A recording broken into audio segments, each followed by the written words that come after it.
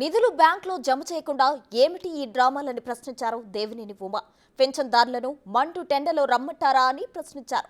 మంచాలపై వృద్ధులను ఎండలో ఊరేగిస్తూ టీడీపీపై విష ప్రచారం చేస్తున్నారని దేవినేని మండిపడ్డారు.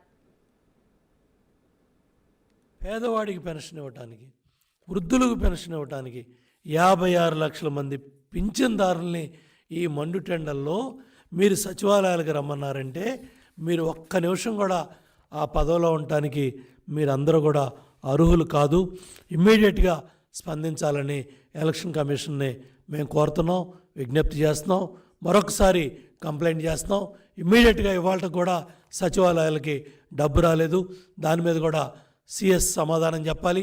అదేవిధంగా ఇమ్మీడియట్గా ఇంటింటికి వెళ్ళి పెన్షన్ ఇవ్వాలని ఆర్డర్స్ కూడా మాడిఫై చేయాలి, ఆర్డర్స్ కూడా ఇవ్వాలని నేను సిఎస్ని డిమాండ్ చేస్తున్నాను.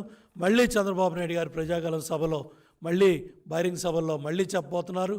4,000 పెన్షన్, 3,000 పెన్షన్ని 4,000 పెన్షన్గా పింఛన్ని పెంచి ప్రతి ఇంటికి తెల్లవారుజామునే మొదటి రోజు మొదటి నెల మొదటి గంటలోనే పంపించడానికి తెలుగుదేశం పార్టీ ఎన్డీఏ కూటమి కట్టుబడి ఉందని ఇవాళ జాతీయ అధ్యక్షులు చంద్రబాబు నాయుడు గారు ప్రతి సభలో చెప్తా ఉన్నారు.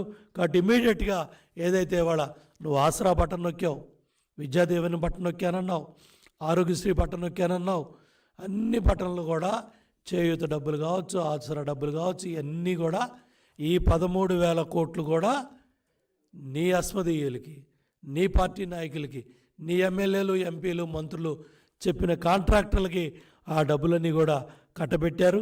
అందుకనే ఇవాళ సచివాలయాలకి డబ్బు రాకుండా ఇబ్బందులు పడతా ఉన్నారు. 3వ తారీఖు ఇస్తామన్నా చెప్పినా కూడా ఇవాళ కూడా సచివాలయాలకు డబ్బు రాలేదు. కాబట్టి దీని మీద ఇమీడియట్గా చీఫ్ సెక్రటరీ ఇమీడియట్గా స్పందించాలి.